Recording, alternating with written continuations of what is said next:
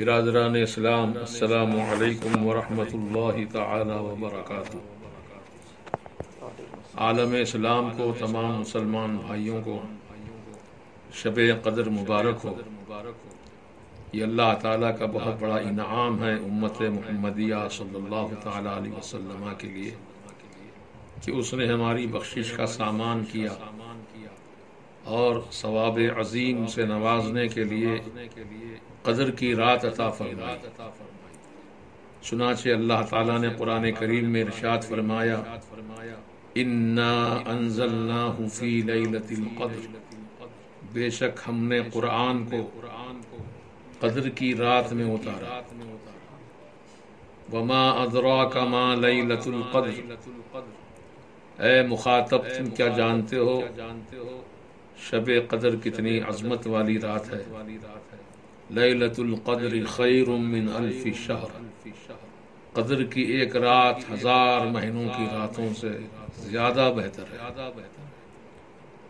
تو یہ سرکار مدینہ صلی اللہ تعالی علیہ وسلم کے صدقے میں ہمیں الحمدللہ ایمان ملا، قرآن ملا، رمضان ملا اور رحمان کا پتہ ملا۔ یہ ساری نعمتیں حضور کی وجہ سے ہمیں عطا ہوئی ہیں۔ اس لیے میرے اعلیٰ حضرت عظیم البرکت امام اہل سنت نے ارشاد فرمایا، وہ جو نہ تھے تو کچھ نہ تھا، وہ جو نہ تھے تو کچھ نہ تھا، وہ جو نہ ہو تو کچھ نہ ہو، جان ہے وہ جہان کی، جان ہے تو جہان ہے۔ تو عزیزان محترم، آج شب قدر کے عنوان پر آپ سے میں مخاطب ہوں۔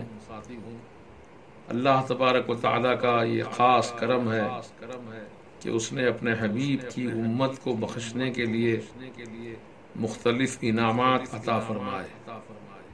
ایک تو رمضان کا مہینہ خود یہ بہت بڑا انعام ہے، کیونکہ اس مہینے میں جو عبادت فرض کی گئی ہے وہ رمضان کا روزہ ہے۔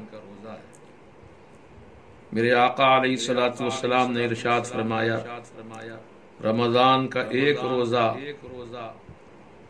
زندگی بھر بھی اگر روزہ رکھے کوئی تو اس کی برابری نہیں کر سکتا۔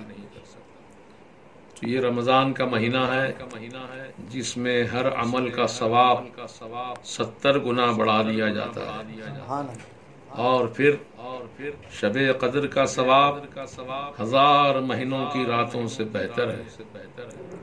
تو غور کیجئے، ایک عمل اگر شب قدر میں آپ کر لیں گے نیک عمل، تو اللہ تعالیٰ 1000 مہینوں کی راتوں میں عمل کرنے کا ثواب بلکہ اس سے بڑھ کر عطا فرمائے گا۔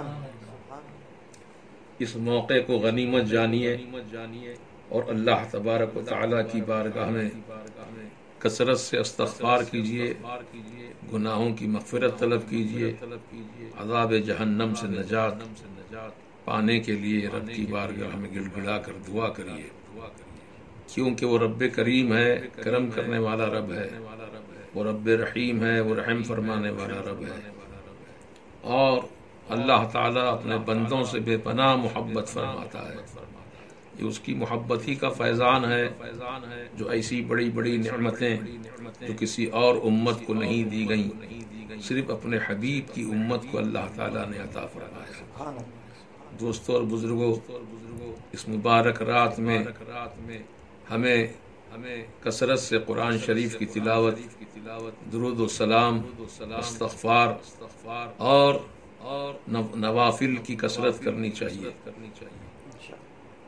اور اللہ تبارک و تعالی اس مبارک رات میں یعنی مغرب سے لے کر طلوع فجر تک آسمان اول پر اجلال فرماتا ہے، اور وہ اپنے بندوں کو اپنے فرشتوں سے صدا لگواتا ہے کوئی بندہ مجھ سے جو مغفرت چاہے میں اس کو معاف کر دوں، ہے کوئی بندہ مجھ سے جو نجات چاہے عذاب سے میں اسے نجات عطا کر دوں۔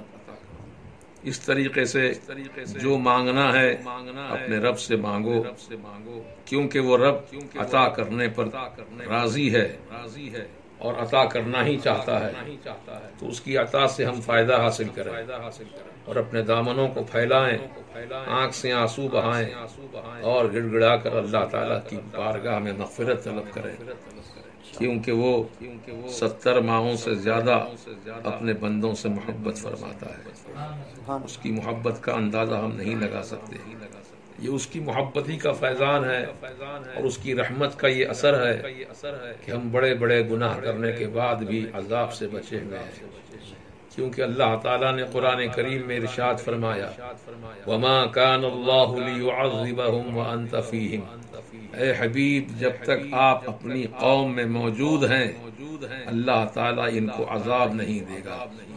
اگر ہم عذاب سے، اجتماعی عذاب سے بچے ہوئے ہیں تو یہ حضور پاک کی رحمت کا صدقہ ہے، کیونکہ اللہ تعالیٰ نے سابقہ انبیاء کی امتوں کو ہلاک و برباد کر دیا تھا صرف ایک ذرا سی نافرمانی پر، ذرا سے گناہ پر۔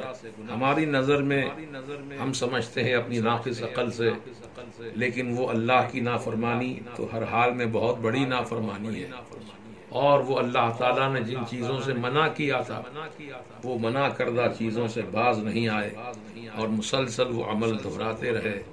اللہ تعالیٰ نے انہیں سنبھلنے سدھرنے کی مہلت دی، لیکن انہوں نے اپنے آپ کو نہیں سدھارا اور وہ گناہوں کا شکار ہو کر اللہ کے عذاب کو انہوں نے دعوت دی، اور اللہ کا عذاب ایسے آیا کہ ان کو صفحہ ہستی سے مٹا دیا۔ محترم سامعین، لیکن رسول پاک صاحب الاولاق صلی اللہ تعالی علیہ وسلم کی امت مرحومہ باوجود نافرمانیاں کرنے کے، گناہ کرنے کے، اس کے باوجود بھی ہم محفوظ و سلامت ہیں، تو یہ رسول پاک کی حضوری اور آپ کی موجودگی کا ثبوت ہے، کیونکہ اللہ نے قرآن کریم میں فرمایا کہ میں انہیں عذاب نہیں دوں گا جب تک آپ اس قوم میں موجود ہیں۔ سبحان اللہ۔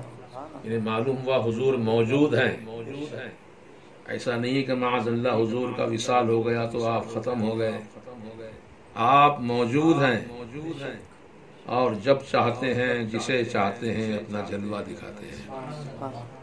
جیسے سورج چھپتا ہے مرتا نہیں ہے، چاند چھپتا ہے مرتا نہیں ہے، ایسے ہی یہ تو آسمان کا سورج اور چاند ہے، میرے آقا علیہ الصلوۃ والسلام تو اللہ تعالیٰ کا چراغ ہے، اور اللہ تعالیٰ نے آپ کو سراج منیرہ کہہ کے فرمایا، اللہ تعالیٰ نے آپ کو والشمس والضحیٰ کہہ کے فرمایا، تو معلوم یہ ہوا کہ رسول پاک علیہ السلام اللہ کے حبیب ہیں، اور اللہ نے اپنے حبیب کو حیات جاویدانی سے مالا مال کر دیا ہے۔ ایک لمحے کے لیے میرے آقا کو موت آئی تھی، ایک لمحے کے لیے، اس کے بعد پھر اللہ تعالیٰ نے ہمیشہ ہمیش کے لیے زندگی عطا فرما دی۔ وہ رسول موجود ہیں اپنی قبر انور میں، اور جس کو چاہتے ہیں جہاں چاہتے ہیں اپنا جلوہ دکھاتے ہیں۔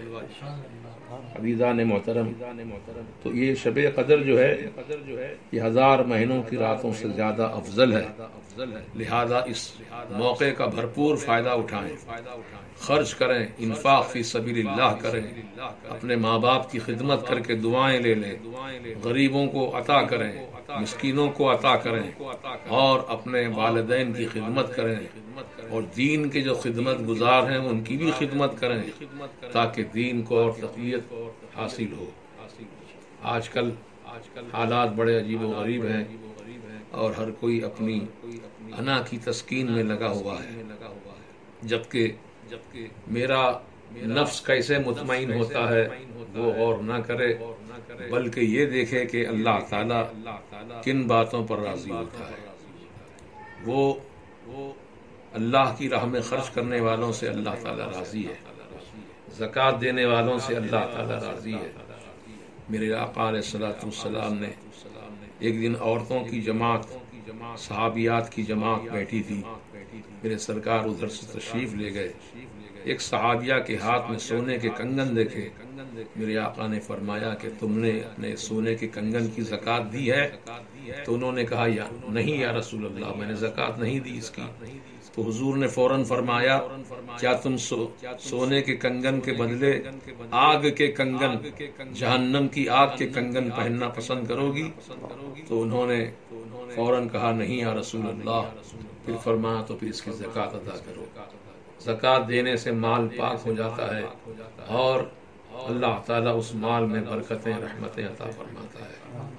تھوڑا خرچ کرو، اللہ کا وعدہ ہے تھوڑے کے بدلے زیادہ دوں گا، ایک کے بدلے 70 دوں گا اور ایک کے بدلے 700 دوں گا۔ یہ قرآن کریم میں اللہ تعالیٰ اچھا رکھو۔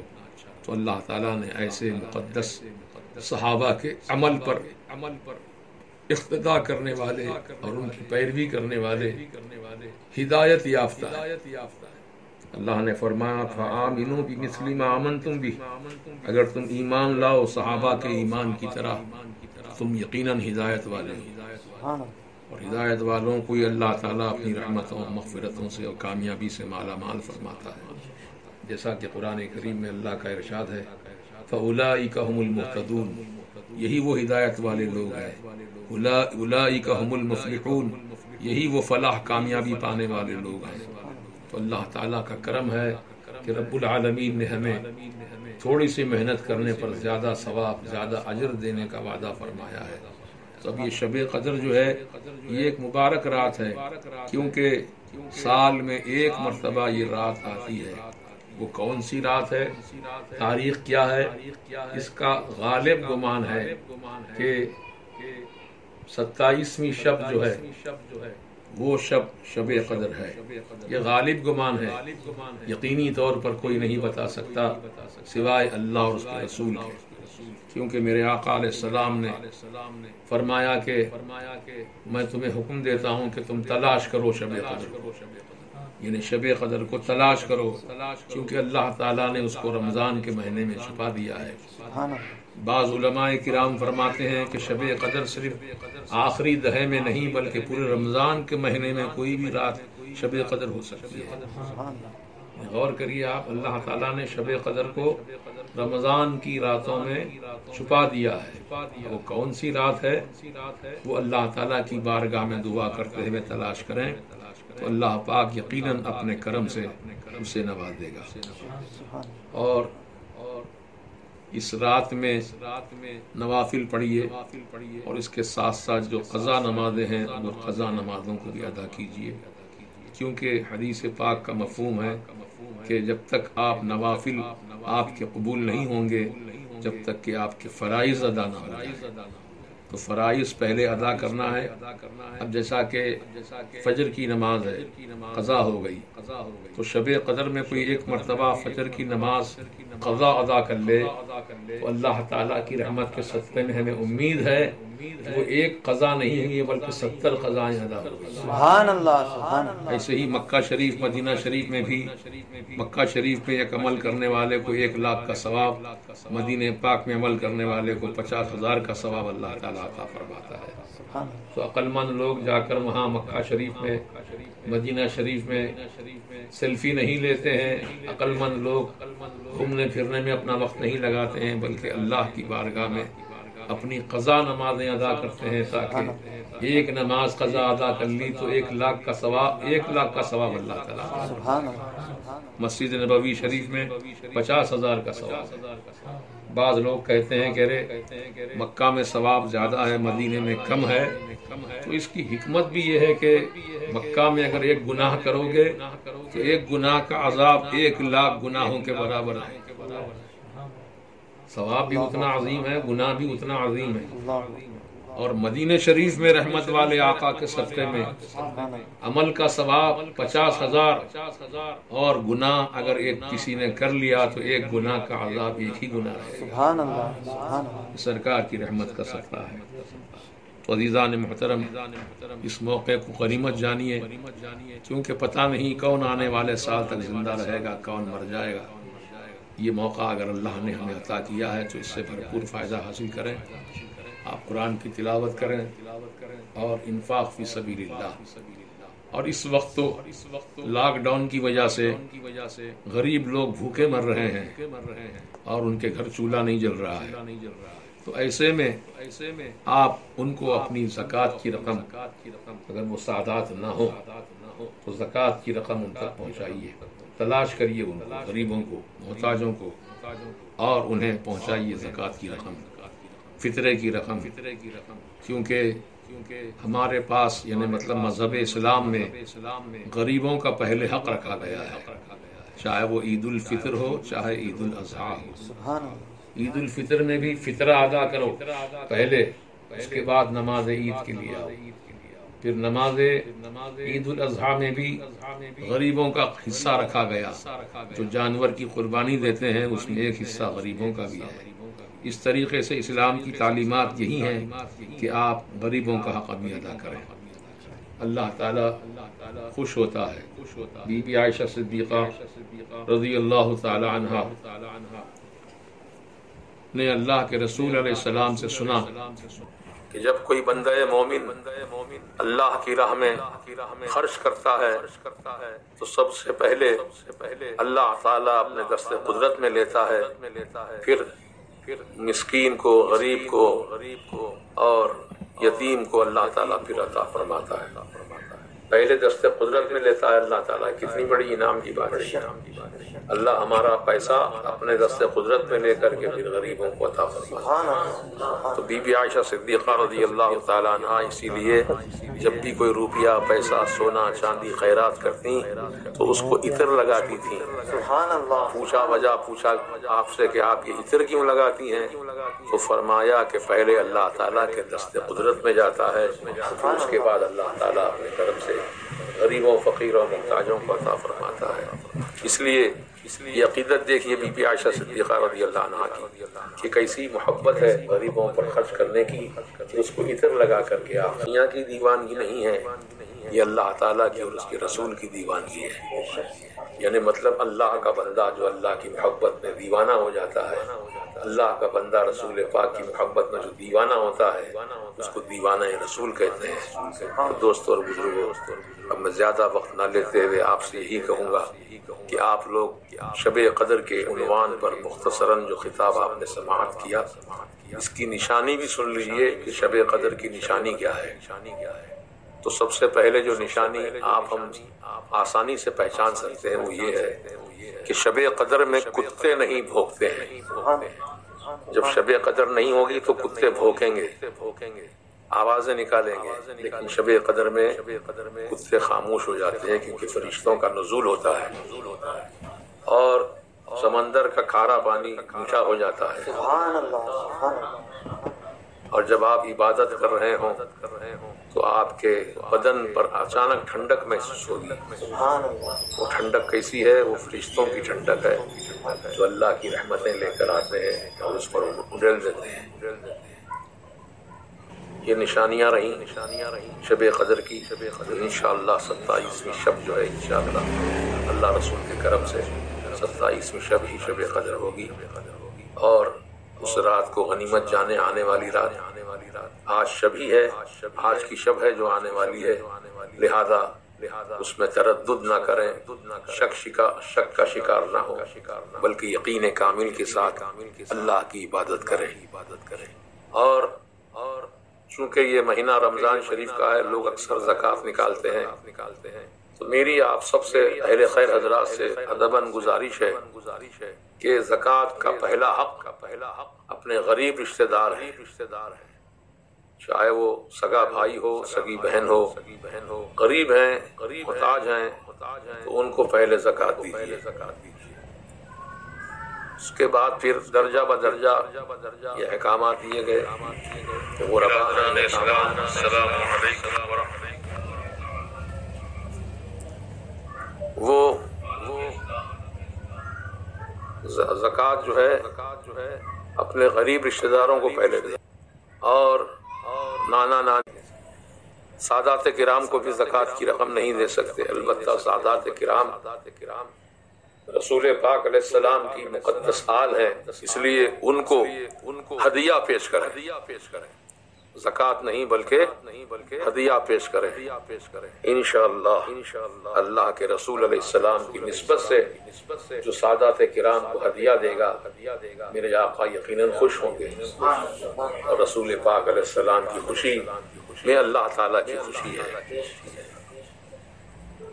خدا کی رضا چاہتے ہیں دو عالم، سبحان اللہ، خدا کی رضا چاہتے ہیں دو عالم، اور خدا چاہتا ہے رضا محمد صلی اللہ تعالی علیہ وسلم۔ وہ جو نہ تھے تو کچھ نہ تھا، وہ جو نہ ہو تو کچھ نہ ہو، جان ہے وہ جہان کی، جان ہے تو جہان ہے۔ لہذا اسی پیغام حق کو عام کرنے کے لیے ایک مرکز اہل سنت قائم کیا گیا ہے حیدرآباد کی سرزمین پر، شاہین نگر کے قریب میں، اس کا نام ہی وادی رضا ہے۔ سبحان اللہ، وہاں پر ایک عالی شان مسجد تعمیر کی گئی ہے، اس کا نام ہی رضا جامع مسجد ہے، سبحان اللہ، اور اس سے متصل مدرسے کی عمارت ہے 2 منزلہ، جس میں لڑکے تعلیم حاصل کرتے ہیں، لڑکیاں بھی تعلیم حاصل کرتی ہیں، اور نہ لڑکوں سے نہ لڑکیوں سے پڑھائی کی کوئی فیس نہیں لی جاتی، اور جو طلباء دارالاقامہ میں مقیم ہیں ان سے بھی کوئی فیس طعام کی نہیں لی جاتی، سب فری خدمت ہوتی ہے بچوں کی۔ لہذا اس حسین موقع پر آپ حضرات آپ کے اپنے ایک مستحق ادارے کو، جو واقعتاً اہل سنت و جماعت کا ایک ایسا ادارہ ہے جس کو کوئی فنڈنگ نہیں ہے باہر سے، بلکہ سنی بھائی ہمارے حضرات جو حیدرآباد میں، سکندرآباد میں اور اطراف و اکناف میں جو رہتے ہیں، ان کی مدد ہمارے شامل حال ہے۔ اسی مدد سے اللہ تعالیٰ کی خیر، اس کے فضل و کرم سے مدرسہ چل رہا ہے۔ 200 لڑکیاں تعلیم حاصل کر رہی ہیں اور مفت تعلیم دی جا رہی ہے، اور لڑکے یہ بھی تقریباً 200 سے زیادہ ہیں جو بچے مقامی ہیں، وہ پڑھ کے چلے جاتے ہیں، اور جو دور دراز کے بچے ہیں وہ دارالاقامہ میں رہتے ہیں، ان کے 3 وقت کے کھانے کا انتظام دارالاقامہ کا مرکز اہل سنت کی طرف سے ہی کیا جاتا ہے۔ لہذا آپ حضرات ان طلباء کا جو مہمانان رسول ہیں ان کا بھرپور خیال فرمائیں۔ زکوٰۃ کی رقم جو آپ دیتے ہیں اس میں ایک حصہ دارالعلوم فیض رضا کے لیے بھی محفوظ رکھیے۔ ابھی آپ نہیں آ سکتے لاک ڈاؤن کی وجہ سے، یا ہم آپ تک نہیں پہنچ سکتے، لیکن جب بھی آپ کو موقع ہوگا جمعہ کے دن آنے کا یا کسی اور موقع پر جلسے میں، تو آپ وہ امانت ہم تک پہنچا دیجئے۔ یہ فقیر آپ سب کے لیے دعا گو ہے کہ اللہ تعالیٰ آپ سب کی کمائی میں، روٹی روزی میں، صحت و عافیت میں، تندرستی میں اللہ تعالیٰ خوب برکتیں، رحمتیں، نعمتیں عطا فرمائے۔ وآخر دعوانا الحمدللہ رب العالمین۔ استغفر اللہ ربی من کل ذنب واتوب الیہ۔ اشہد ان لا الہ الا اللہ وحدہ لا شریک لہ، واشہد ان محمدا عبدہ ورسولہ، صلی اللہ علیہ وسلم۔